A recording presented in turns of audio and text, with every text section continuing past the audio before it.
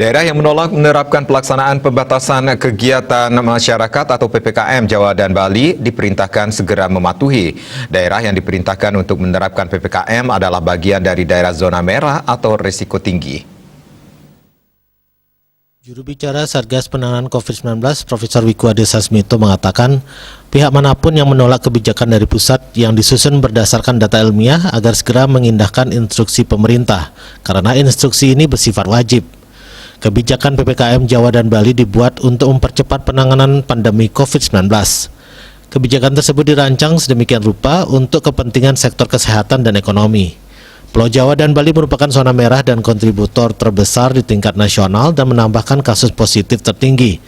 Bukan saja pemerintah daerah, masyarakat dari daerah tersebut bisa melihat dengan jelas tingkat kedaruratan penyebaran COVID-19 di daerah yang wajib dibatasi kegiatannya. Indikator penetapan wilayah PPKM Jawa dan Bali diantaranya tingkat kematian di atas rata-rata tingkat kematian nasional, tingkat kesembuhan di bawah rata-rata tingkat kesembuhan nasional, tingkat kasus aktif di atas rata-rata tingkat kasus aktif nasional, dan tingkat keterisian rumah sakit atau bed occupancy ratio untuk intensive care unit, ICU, dan ruang isolasi di atas 70%. Rais Wantara, Bali TV.